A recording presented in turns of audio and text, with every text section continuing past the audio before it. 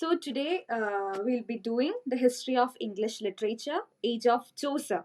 So as you can see here, it's age of Chaucer from 1350 to 1450. So what I am planning to do today is we'll look into the Middle English, particularly the age of Chaucer. So I'd like to tell you that Middle English can be, as you know, Middle English is a time of transition based on grammar, language, literature, everything. It was Middle English can be considered as the important part in the history of English literature. It was of great significance.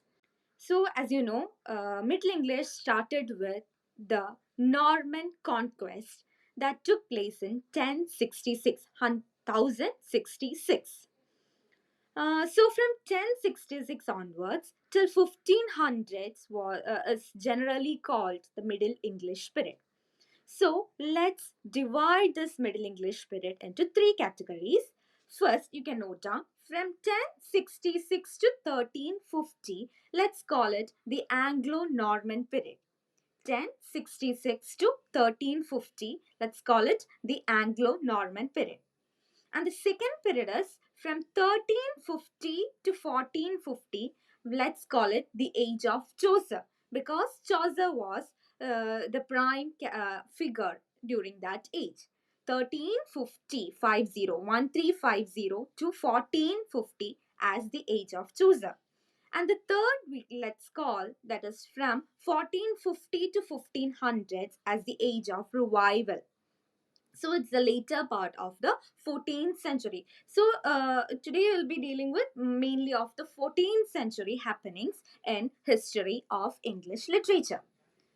So in today's session, I'll be dealing with four major parts. The session is divided into four sections. It's first I'll be dealing with the historical background of the age. Second, I'll deal with the literary features of the age. Then I'll speak about the most prominent writer, prominent poet of the age, none other than Geoffrey Chaucer and his works. And finally, I'll discuss some other poets and writers who are part of the so-called age of Chaucer or the Chaucerian age. Yeah. So first going to the historical background. So for whatever the period be, whatever the period is, its history is important. Whatever happens, history is always traced. History is very important. So we'll now look into the historical background. So mainly when speaking of the Chaucerian age, the age of Chaucer, three major events are described in the historical background. Three major events.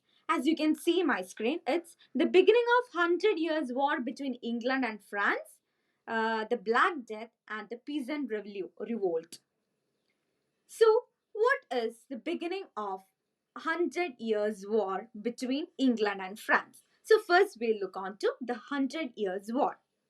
So, as I have mentioned there, it's from 1334 to 53. Sorry, 1453. 1334 to 1453. It's the 100 Years' War. Simply, we can put it in as 100 Years' War.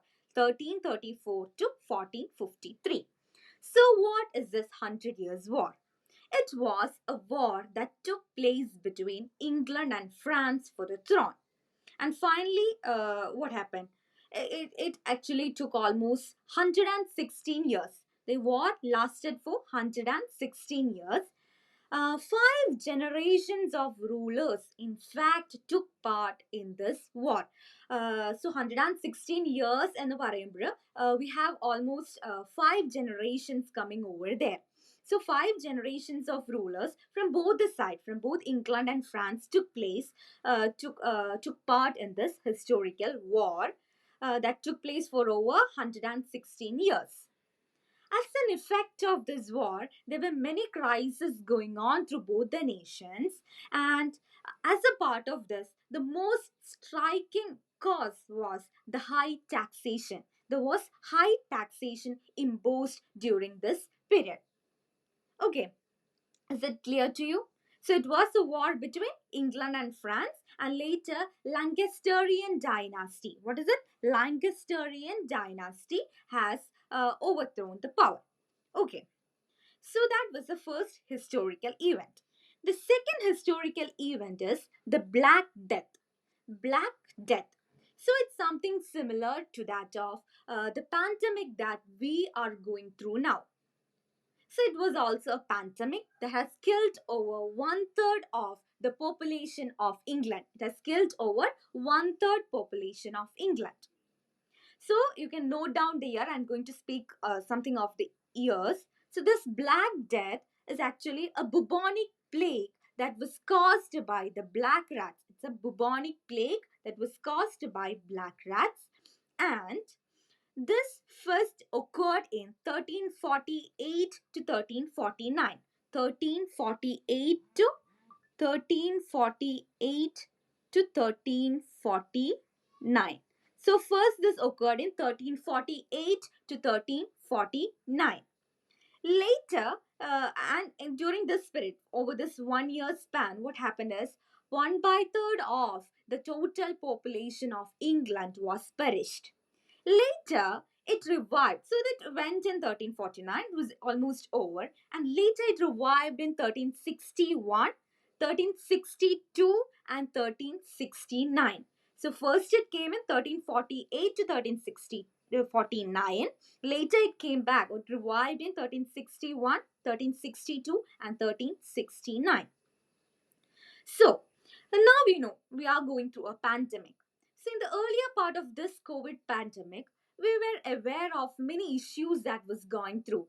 There were many political reasons that we were giving, many religious questionings came into. So, similar situation happened in England during this Black Death also.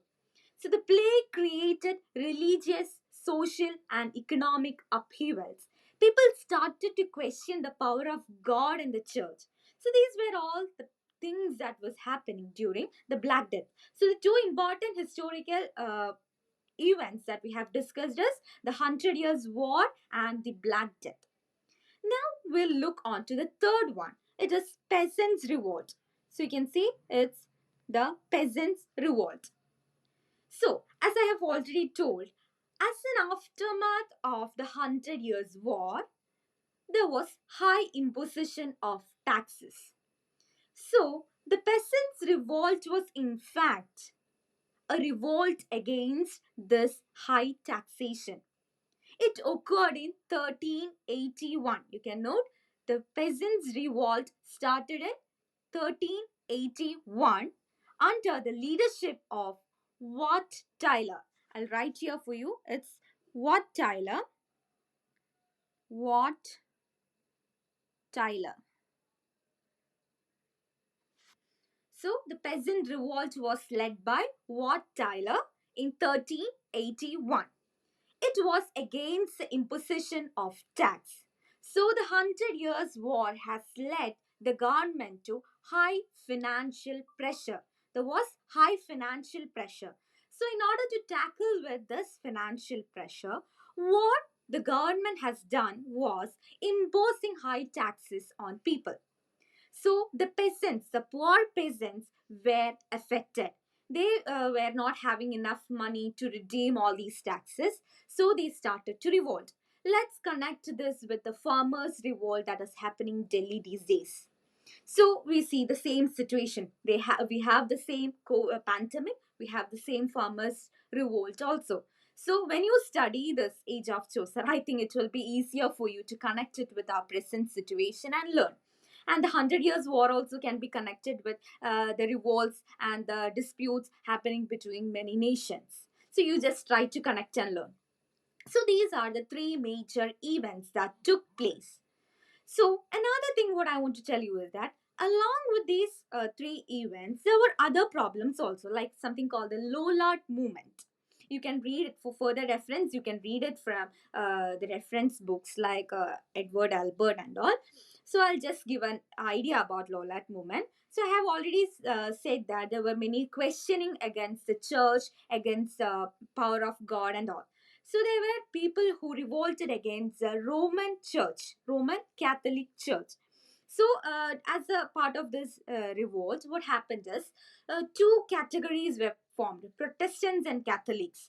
So അങ്ങനെ form ചെയ്യുന്ന കുറച്ച് കാര്യങ്ങളൊക്കെ ഉണ്ടായിരുന്നു. It was against the church, the law of the church and all. That was also happening in between. So mainly we can say that there are three historical events: the Hundred Years' War, the Black Death, and the Peasant Revolt. I think that portion is clear to you.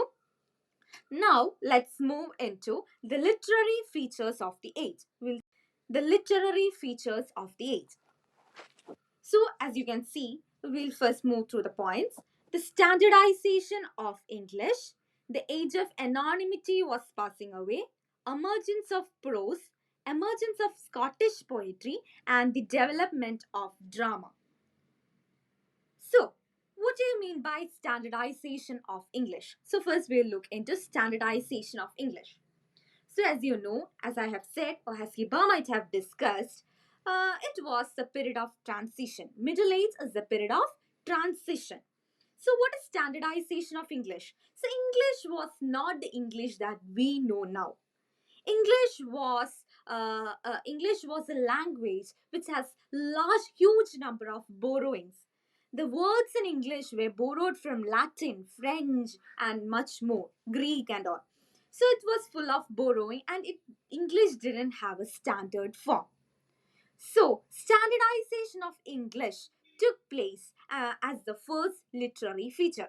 It can be considered as the first feature. So, what is standardization of English? The English language has shaken down to a kind of average, from that kind of average language to a standard East Midland speech. So standard English is of the East Midland language. So that was the language used by the capital city and the universities. So, which is this East Midland dialect or East Midland speech?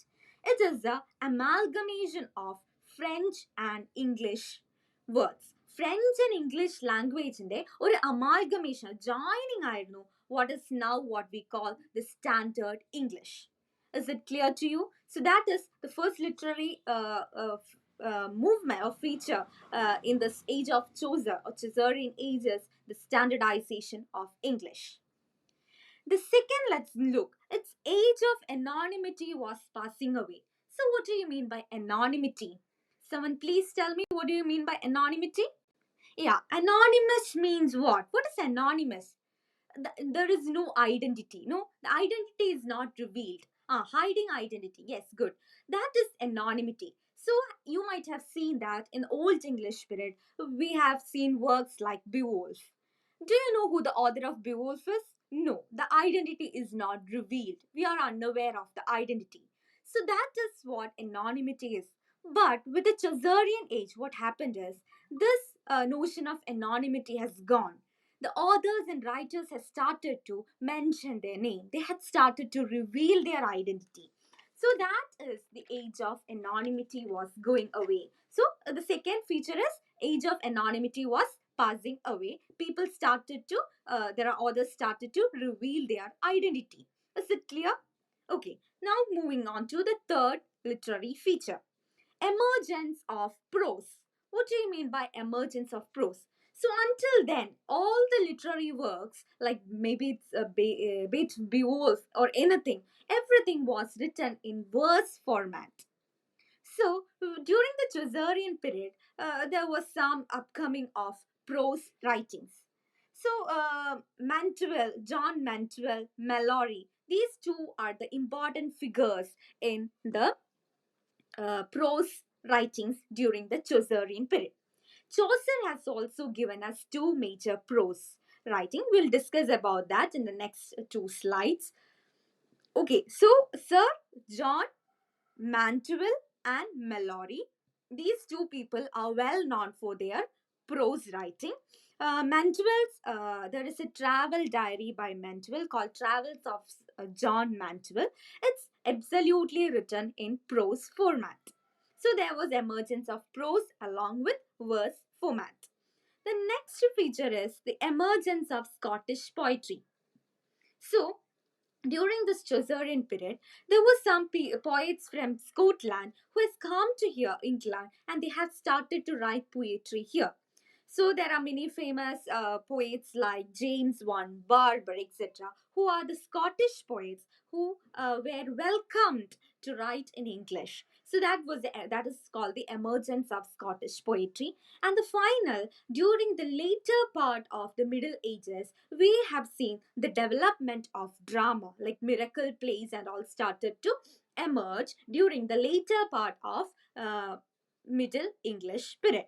So maybe towards, as I have said, like towards Elizabethan period. So age of Chaucer or the Middle English period ends to the birth of the Elizabethan period. So it was during that period the development of drama came to being. So I think the literary features are also clear. So we have now discussed the historical events and the literary features. Now let's see into the next. We'll discuss on Geoffrey Chaucer. What do you know about Geoffrey Chaucer? He's known as the father of English literature. Yeah, good. Father of English literature.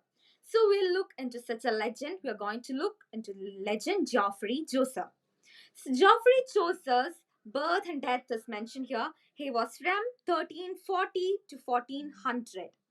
His lifetime is 1340 to 1400. He was born in London. So he was born in London in 1340 during the reign of Edward III. So as mentioned already about the 100 Years War that was happening, and I have already mentioned that 5 generations of rulers has passed through this age. And look here, what is the next point I have written? He lived in the reign of Edward III, Richard II, and Henry IV.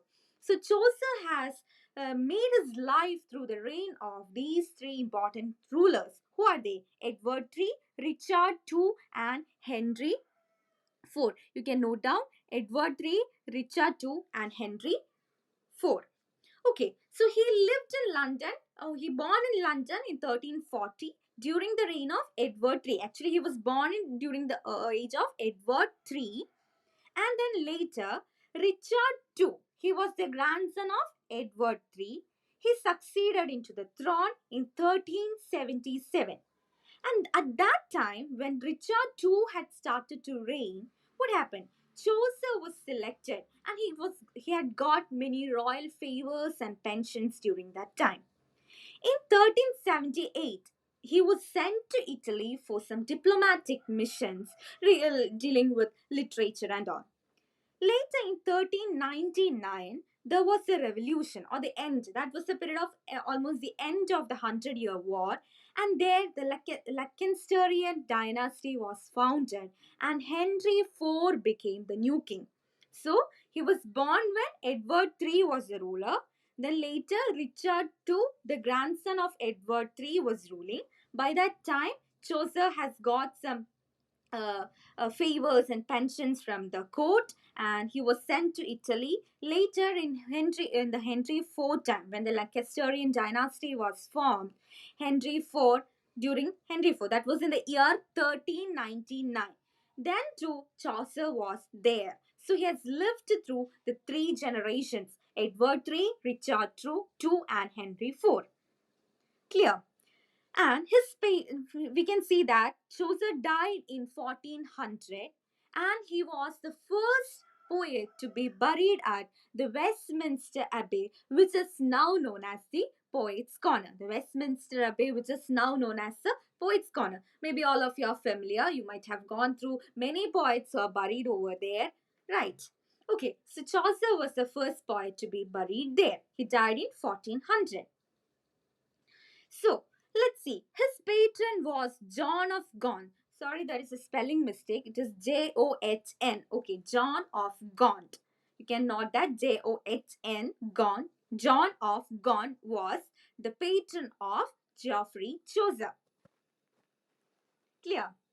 So now that's a short idea about Geoffrey Chaucer. You can read and refer to more on Geoffrey Chaucer from the other reference texts like Edward Albert, Oxford Companion, etc.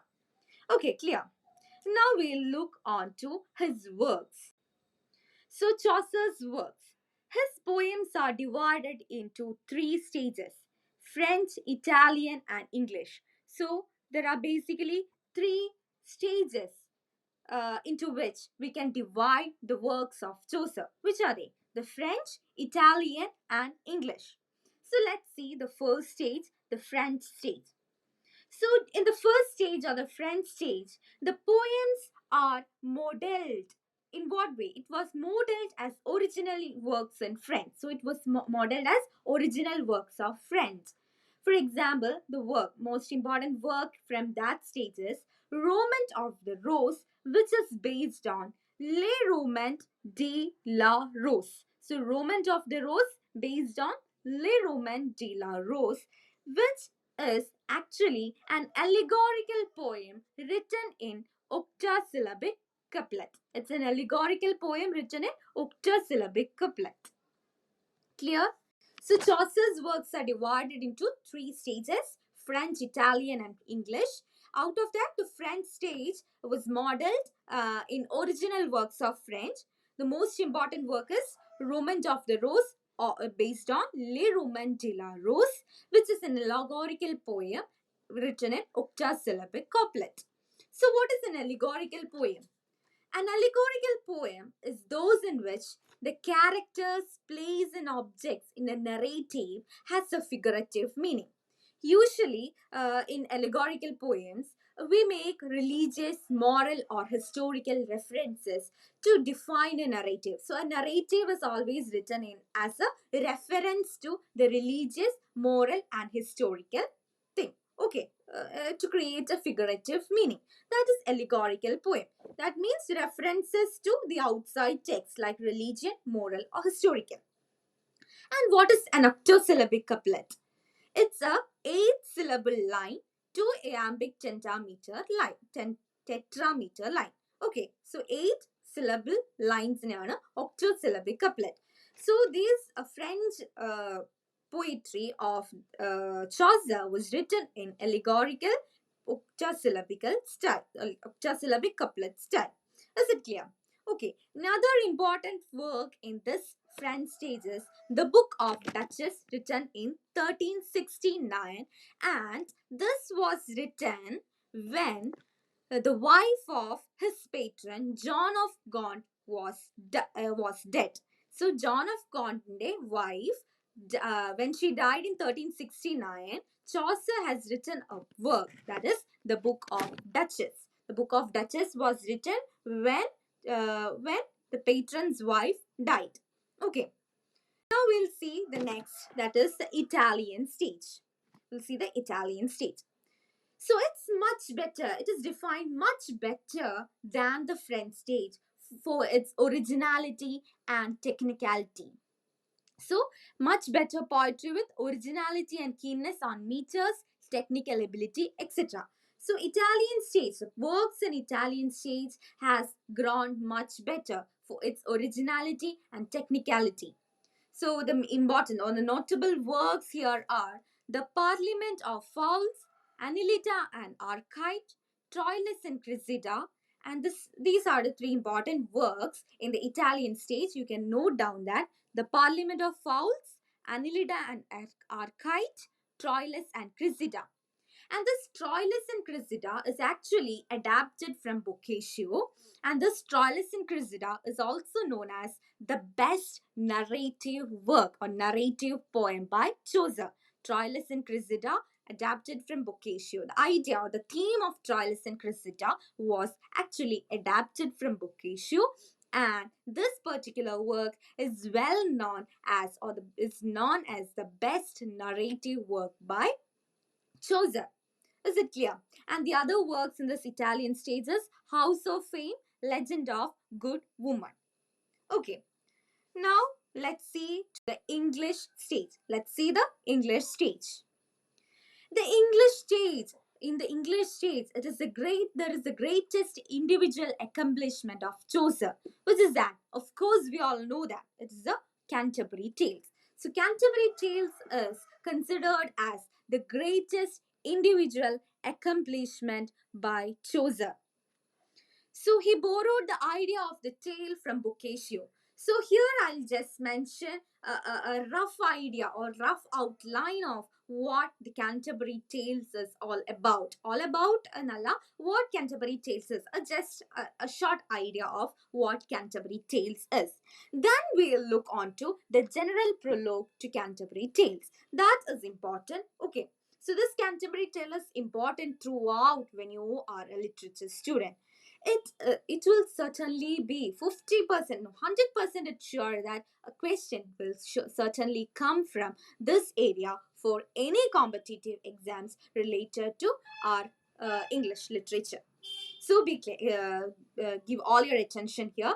So the Canterbury Tale is considered as the greatest individual accomplishment of Chaucer.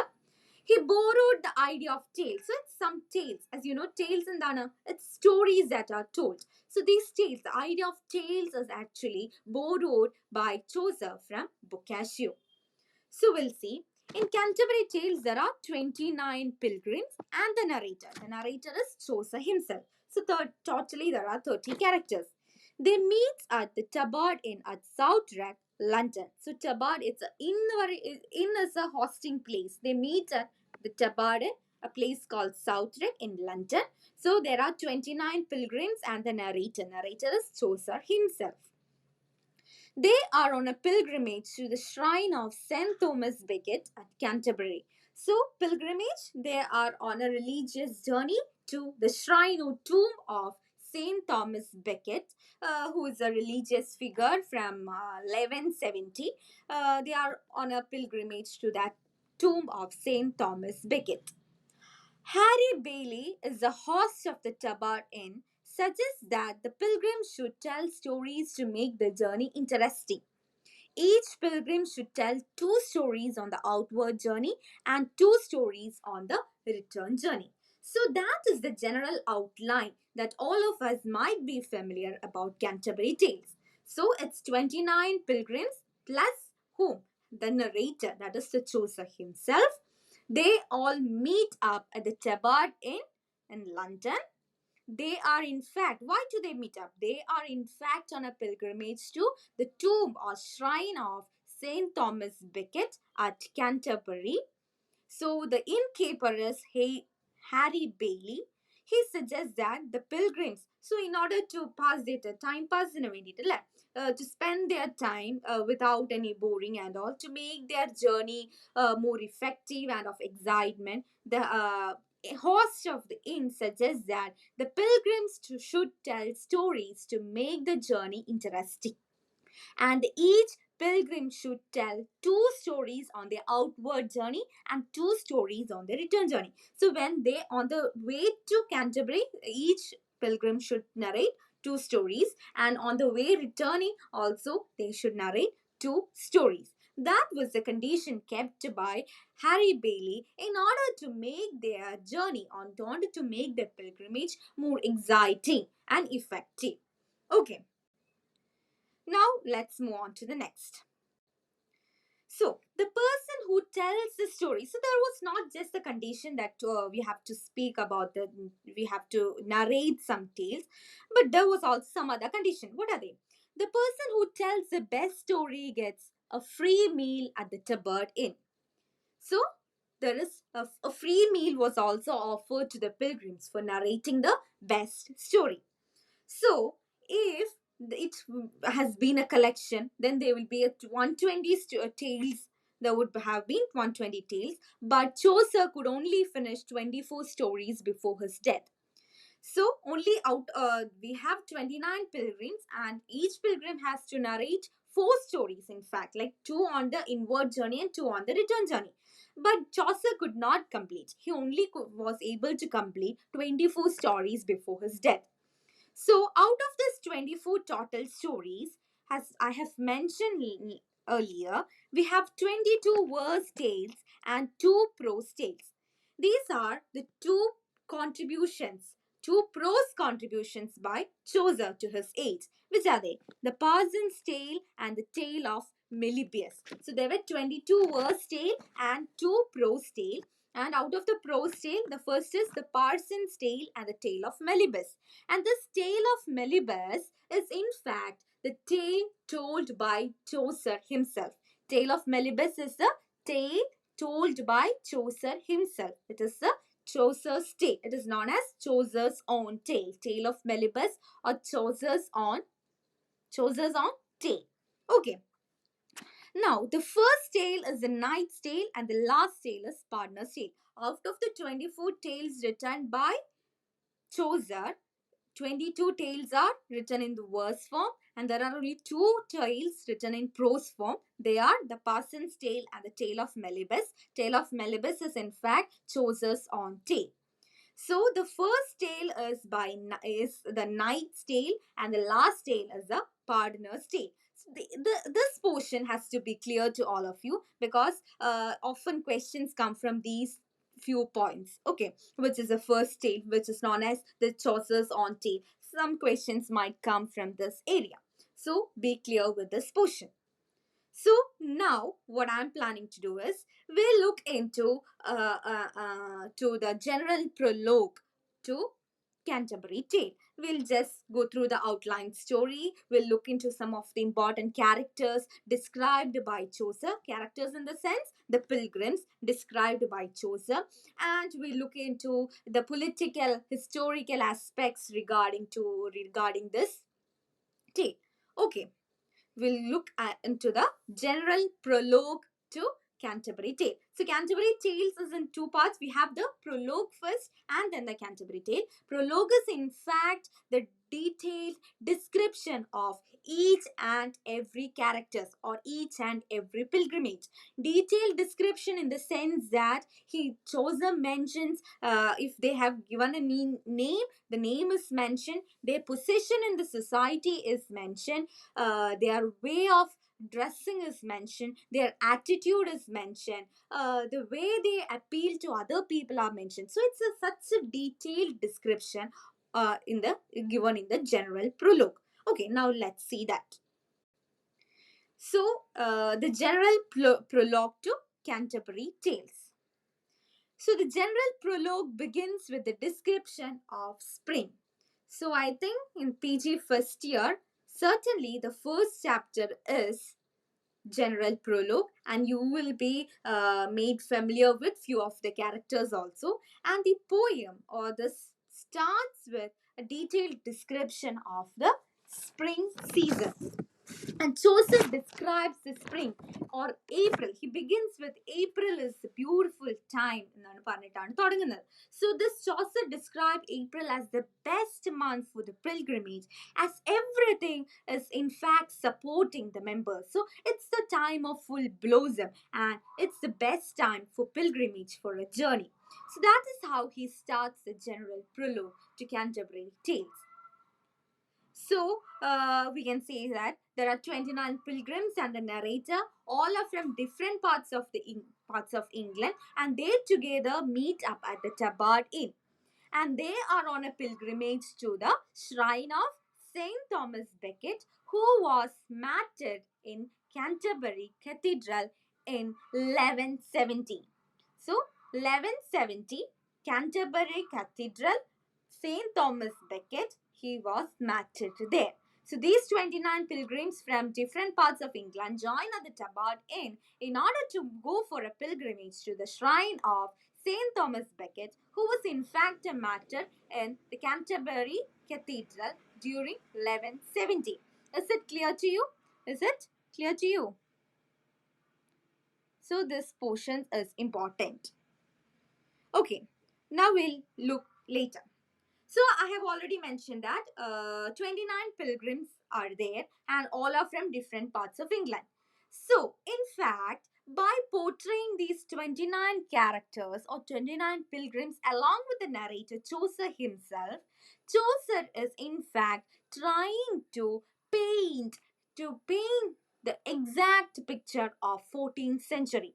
As we go on through the characters in the prologue in the Canterbury Tales, we are it's like we seeing an image painted about the 14th century. It's like what? It's like a painter with a brush. So such descriptions are given by Chaucer. So there are 29 pilgrims. It portrays the social hierarchy of the 14th century, just like a painter with a brush. So in fact, he's portraying the social hierarchy, a social system, social condition of the 14th century. Okay, now we'll see that. Chaucer introduces three classes in which the pilgrims belonged to. So, which are the three classes? So, out from through these 29 pilgrims, he is in fact portraying the class system, the class hierarchy prevalent in the 14th century. Out of that, the first one is the nobility, which include people like knight and squire. The second is the ecclesiastical class, which includes monk, friars, prioress, and partner. Third is the commoners, which is the cook, weavers, carpenter, and the clerk. So, the nobility. First is the nobility. It is of the higher strata in the society. We have the knights and the squires. And the second is the ecclesiastical class. Ecclesiastical in the sense it is the religious sector. People belonging to the religious sector like the monk, friar, prioress and partner. Third is the commoners like cook, weaver, carpenter, clerk, etc. Is it clear to you? Now let's see. Now what I am going to show you is the important characters there. So I think these parts are related to its general prologue is clear to you. So that is basically the outline of the Canterbury Tales, 29 pilgrims from different parts of England meeting at the Tabard Inn and Southwark, Tabard Inn in Southwark, London. They are on their pilgrimage to the shrine of St. Thomas Becket, who is a martyr in the Canterbury Cathedral in 1170.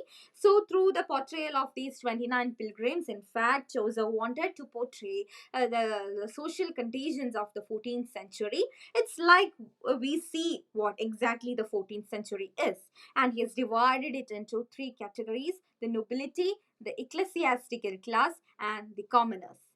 Now let's see to the various characters or the pilgrims. Yes, it's here. Characters of pilgrims. So you can see a few characters there. You can read through it. It's the knight, the squire, the yeoman, the prioress, monk, friar, merchant, clerk, sergeant of law, franklin, cook, shipman, doctor of physic, wife of bath, parson, plowman, miller, manciple, reeve, summoner, and the partner. So these are the few important pilgrims defined. So let's see. I'll give a brief idea or just a sketch of these characters. If you want, you can just note down or you can make references from other sources also. So anyway, I'll deal with it. So the first is the knight. So we have already mentioned the first tale narrated is that of the knight's tale and the last is of the partner's tale. So what is knight? So knight is considered as an ideal and a chivalrous man who is very gentle and has won many battles.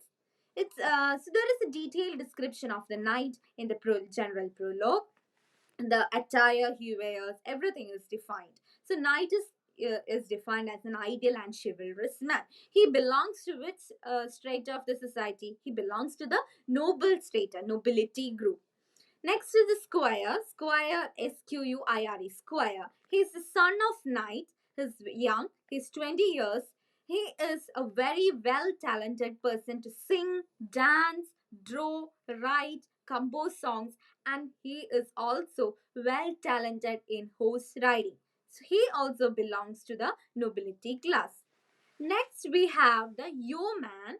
The yeoman. Yeoman is characterized by his green dress, horn, and the talisman with the image of Saint Christopher. So yeoman with you can get the images of these people from internet. Okay, you can just browse them and you can get details of them. So just you note a few names like knight, squire, yeoman, prioress, farrier, partner, plowman, etc. So I'll just give idea. Okay, let's continue. So we have yeoman who is characterized by his green dress, own and talisman. Then we have the prioress. Prioress belongs to the ecclesiastical class. And in fact, her name is Madam Eglantine. Madam Eglantine. She tries to imitate the courtly manners. So, prioress, named as Madam Eglantine, she belongs to the ecclesiastical class, that meaning to the religious sector, and she in fact always wanted to imitate the courtly manners. Then we have the monk who is actually named as Juan Pius. He is always bothered about healthy appetite and he dismisses the Augustinian ideals.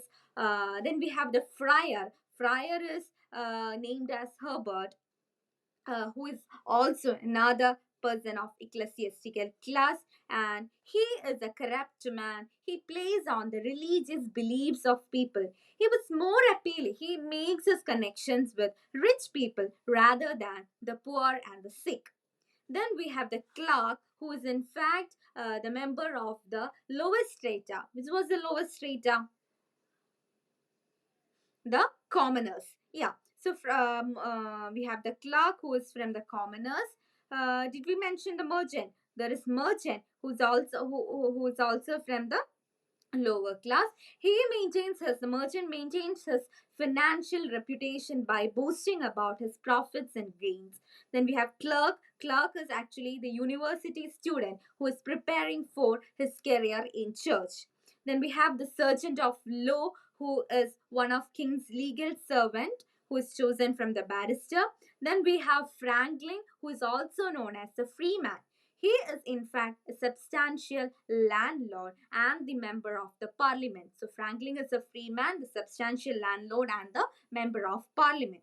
Then we have the cook, who is an expert in culinary activities, but it seems like he's not a likable person. And throughout in the prologue, we find that he was once accused of selling stale, unhygienic, and contaminated food. Then we have the shipman. He's from Dartmouth. He's a master of trading ship. Then we have doctor of physics. He's a knowledgeable person on medieval medicine. He used the theory of humor to treat his patients. And then we have yet another character, wife of Bath, which is a well-known character, a farcical character, satirical character. Her name is Alison. She comes from a place called Bath. She was married 5 times and she is well characterized by her boldness, frankness, and vitality. Then, next, we have the parson. He belongs to the ecclesiastical class. He is a very good parish priest who is very poor and is committed to his responsibility. Then we have the plowman. He is the brother to the parson. He exemplifies the dignity of labor. Then we have Miller, who is a man of massive physical strength, shamelessness, quarrelsome, a lecherous kind of person. He is a very talkative kind of person. Then we have the Manciple. He comes from the inner temple. He is defined as a cheat. Then we have Ruby. It's also a perfect competitor of Miller. Miller is a competitor. So he's also dishonest and cunning. We have the summoner, who is mentioned as suffering from leprosy, and children are usually afraid of him. He's always immoral and corrupt. And finally, we have the partner. Partner arrives straight from Rome with his collection, the so-called relics. He has got some collections with him and he calls them as the relics. It includes some yellow colored pillow and all, which he uses to cheat the poor parishioners with these relics. He used to cheat these people. So these are the major pilgrims defined. I think you're clear with it. You can refer to other sources for more details about these people. You can note down the names of these people. And then if you have any further confusion regarding this, you can just inbox me. Yeah. So this is knight, squire, yeoman, prioress, monk, friar, merchant, clerk, sergeant of law, Franklin, cook, shipman, then doctor of physic, wife of Bath, parson, plowman, miller, manciple, ruby, submanner, and partner. Then we of course have our Chaucer, then the innkeeper, Harry Bailey, and many more like that. So there were 29, total 30 out of them. Okay, I think it is clear. Let's move on. Right. So I'll return back to the last uh, slide itself. So we have seen through these characters. Now, what happens? So, as I have already mentioned, that these people have joined in the tabard in for a pilgrimage. So, as they have joined, one night, they joined on one night, and the very next morning, what happened is the host, who was the host? Harry Bailey. He had invited the pilgrims to draw lots again, chits, to draw chits. So, he had invited them one morning to draw chits and lots.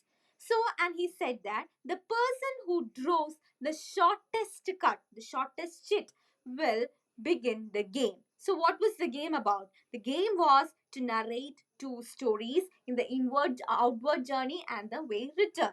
So, it was the knight who has drawn the shortest cut at first, and then he had begin the game. That is why we have the first tale as the knight's tale. Is it clear? Okay, now we'll return. Okay, now we'll define the features of his poetry. So, we have got a general idea of who Geoffrey Chaucer is, why is he considered as the father of English literature, his works, his most prominent, the legendary work, the Canterbury Tales, the general prologue to Canterbury Tales, its detailed description of each humankind, its detailed description of the manners of the society as a whole, of the 14th century England as a whole, is clear to us. Now we look what made his poetry more peculiar, what made his poetry so famous. Let's look to the unique features of his poetry. So, out of it, the first one is what? The unique position. Then we have observation, description, humor, narrative power, and the metrical skill. Sorry, before that, I forgot to mention something else. I forgot to conclude our general prologue, in fact. To the other slide, the features of his poetry. So that was the general idea about the prologue. So we mentioned the outline story, how it began with the description of April as the beautiful month, suiting all pilgrims. Then their intention of going there. Then the different kind of people who has joined the tabard in, the importance of each people, their attitude, their manner, everything is described. Now let's see the features of his poetry. The first one is the unique position. So, uh, what do you mean by the unique position? So, you know Chaucer. Chaucer belonged to which age? The age of Chaucer from 1350 to 1450. Is it clear? So, by this time, we know that there were no other competing poets to compete against Chaucer. So, he had almost 100 years. He was free of all the other competitors. So no other poetry came to beat the poems of Chaucer, the Canterbury Tales. So he had always a unique position in the literary history. Is it clear? The next is his observation. That makes him, the unique position makes him outstanding. Then we have his observation. Let's see his observation. So, as I have mentioned, he has given a detailed idea. He has observed each mankind who belonged to the 14th century and has prepared a detailed description about each people like cook, shipman, the knight, the squire, the clerk, the partner, the prioress, etc. So he had observed each mankind. He was a man of the world, mixing freely with all types of mankind. He had taken a keen observation, and only because of this we see different people from different strata. Is it clear? And next we have his description. His description is much important because the best descriptions of men, their manner, the place, and their first rank, all this rang into its beauty, its impressiveness, and the humor. So he has observed the mankind and has given a detailed description of each people, and that becomes very what it becomes a highlighting feature when we consider Chaucer's poetry. The next is his use of humor. So he has given importance to humor and pathos. His humor is, as I have mentioned, the wife of Bath. It is portrayed. So, wife of Bath is portrayed as a semi-partial character, and the humor of Chaucer is invigorating and delightful. His humor is invigorating and delightful, and like wife of Bath, who is a semi-partial character. Then we have the partner and the summoner, etc. So this also makes his poetry unique. Then we have the narrative power. I have already mentioned about Troilus and Cressida, which is known as the best narrative by Chaucer. Which is that? Which was that? The Troilus and Cressida, which is actually Cressida, which is actually an adapted form of Boccaccio. Adapted idea was adapted from Boccaccio. It is known as what? It is known as the best narrative with its long speeches. There are long speeches in Troilus and Cressida that makes it the best narrative work. And then we have the metrical skill or the Chaucerian stanza. You might be familiar with this Chaucerian stanza, isn't it? You have might have gone through Chaucerian stanza. So, what is a Chaucerian stanza?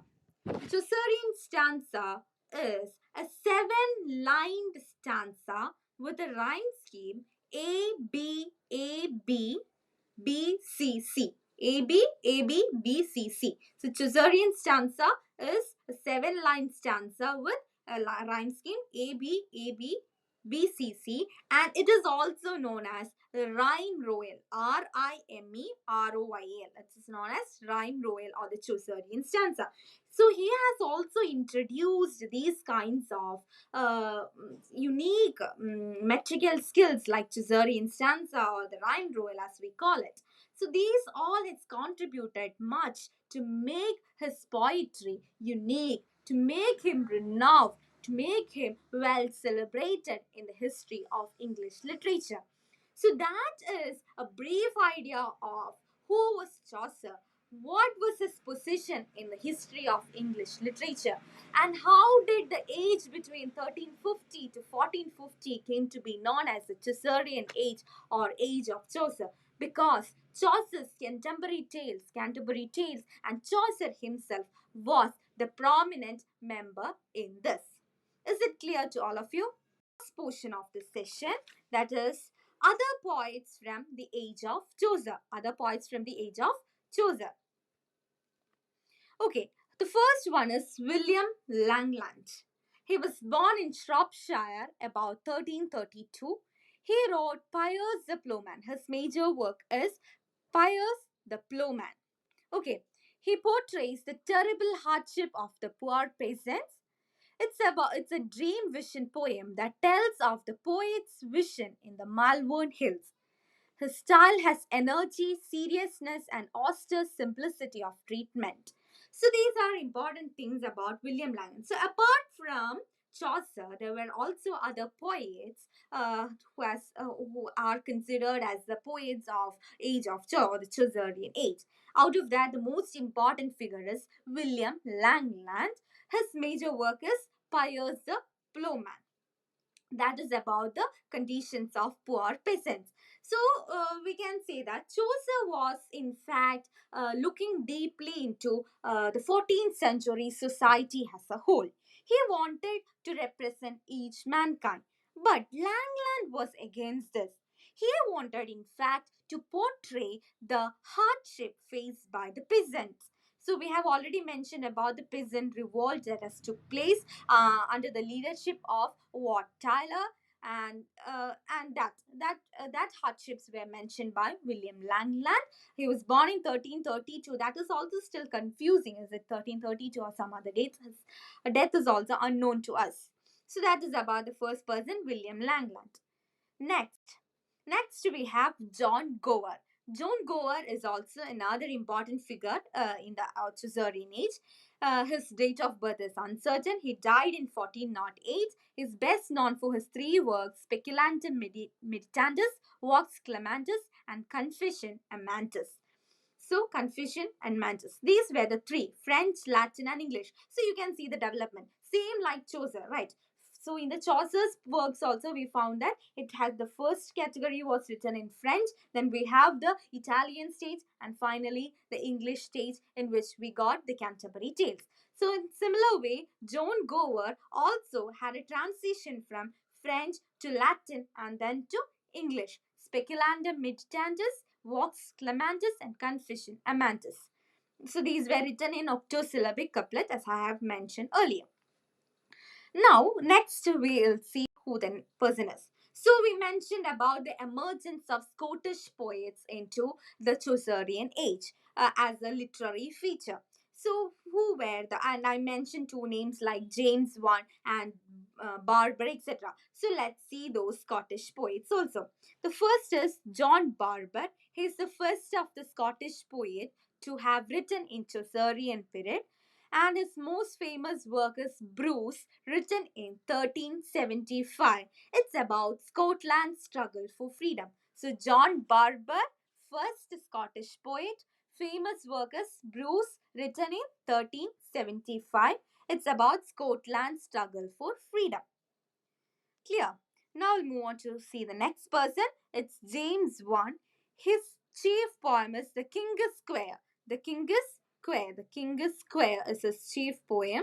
Okay, the chief poem by James I is The King is Square, and King, King is Square. Okay, he follows the Chaucerian model of dream and allegorical figures. Then we have William Dunbar, who is known as chief of the Scottish Chaucerian poets. William Dunbar is known as the chief of the Scottish Chaucerian poets. So his major works are The Golden Targe, The Thistle, and The Royce. The Golden Targe, The Thistle, and The Royce. So William Dunbar, so John Barber, James I, and William Dunbar. John Barber, first Scottish poet. His major work is Bruce, written in 1375.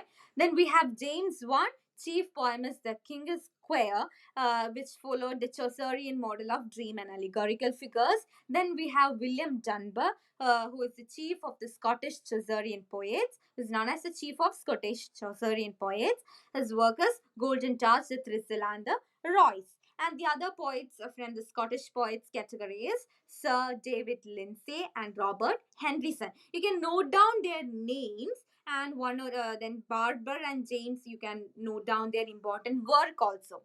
Okay. Now let's see the next. So, as I have already mentioned, it was also Chaucerian age was also the upcoming of prose writers, and we have seen John Mandeville and Mallory along with Chaucer's two important contributions to prose, which were they? The Tale of Parson and the Tale of Millibus, which is also known as Chaucer's own tales. So now let's see the prose writers. I've mentioned to you about John Manville, Sir John Manville, his French book of travels, which is Travels of Sir John Mandeville. It was a completely prose work, and that is chiefly considered as the first prose work also. It's a travel book, French, written in French travel book. Why? Sir John Mandeville, The Travels of Sir John Mandeville, which is a prose work. Next, we'll see John Wycliffe, or it has two spelling, Wyclif or Wycliffe. Okay, it's called John Wycliffe, and he has wrote many Latin books which was in prose, and he is much well known for his translation of Bible into vernacular English. So that was also the time, this towards the end of the Middle English period, it was the period of translation of Bible. There were many issues going on regarding this translation of Bible, and Wycliffe, we can consider him as the first person who might have started this translation, and he has translated Bible into vernacular English.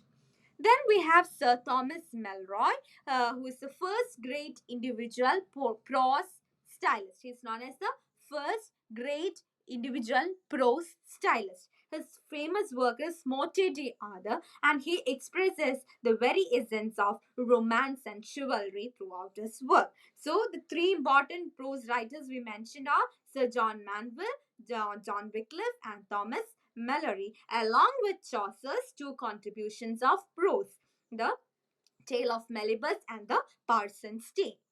Now we'll look the other. So we see other prose writers like Reginald Peacock and William Caxton.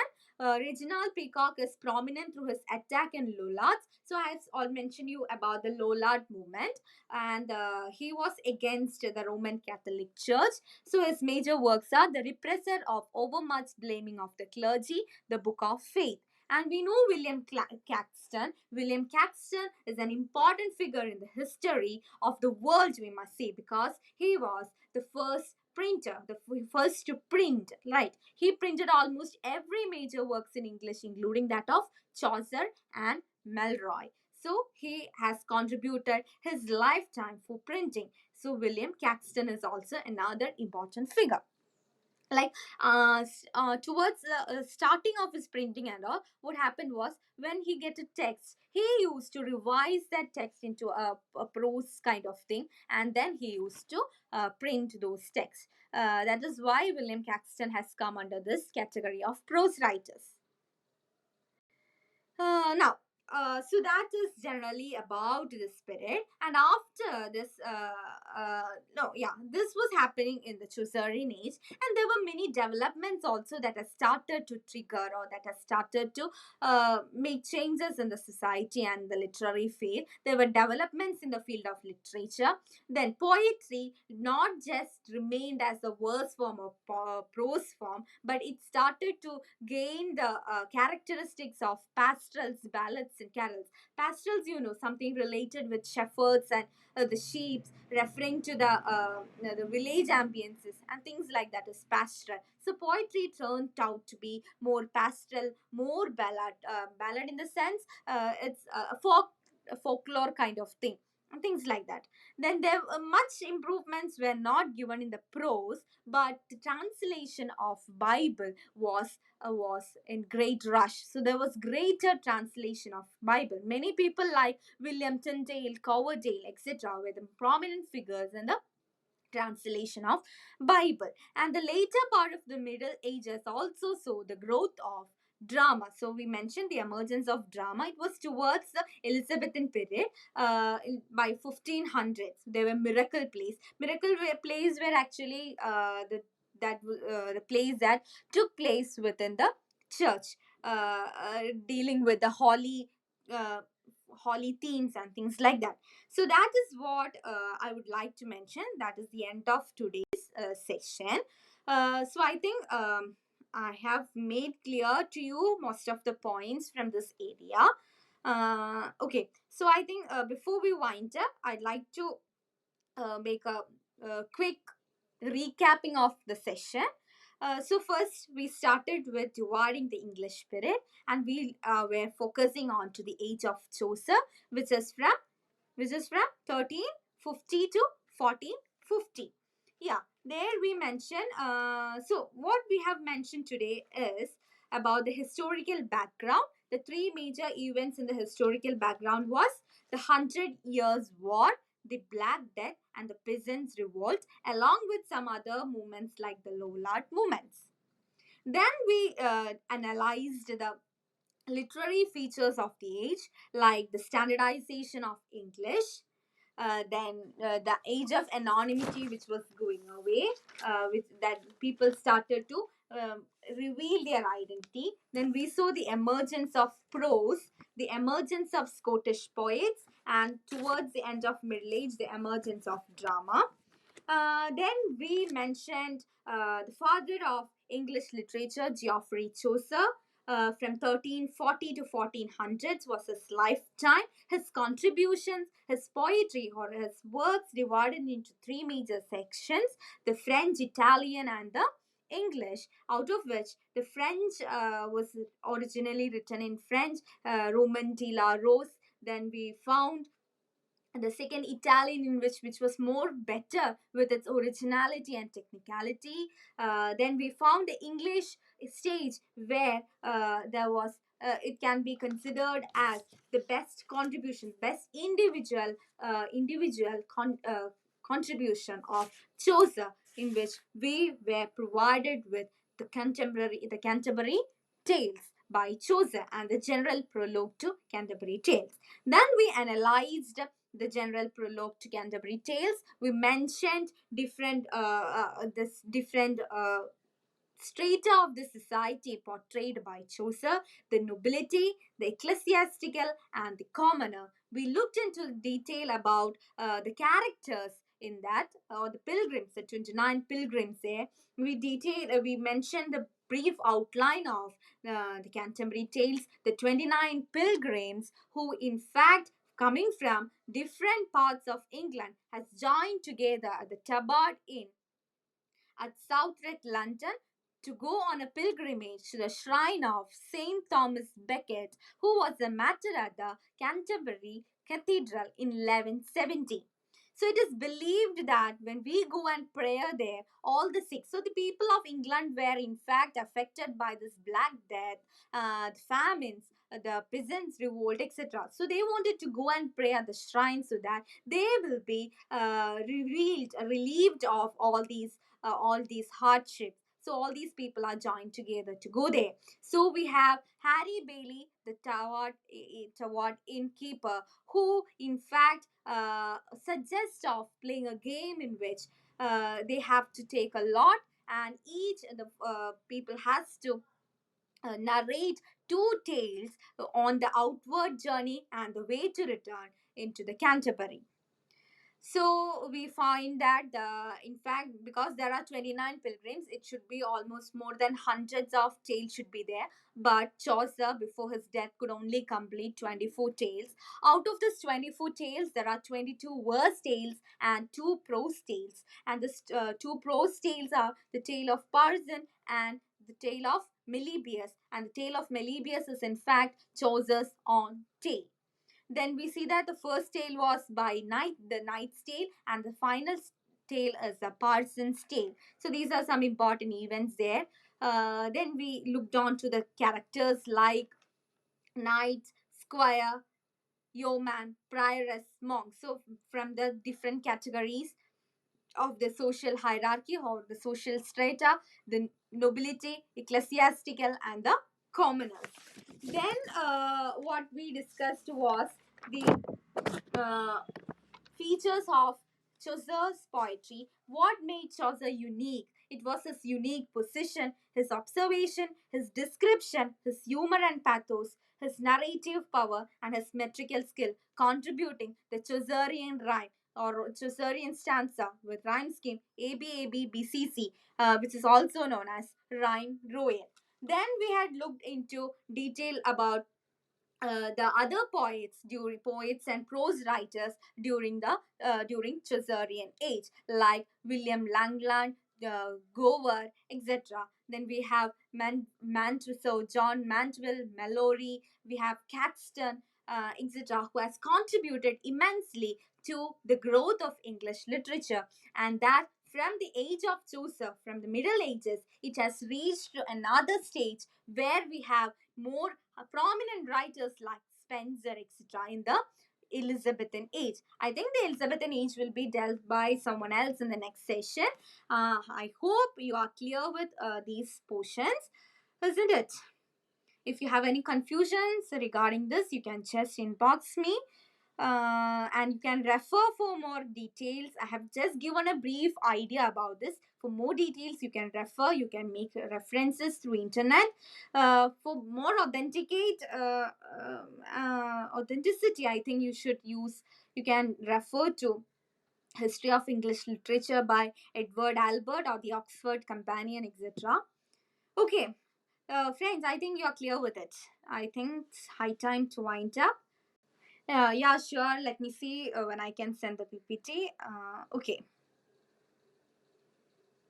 Okay, then I think we can wind up with this.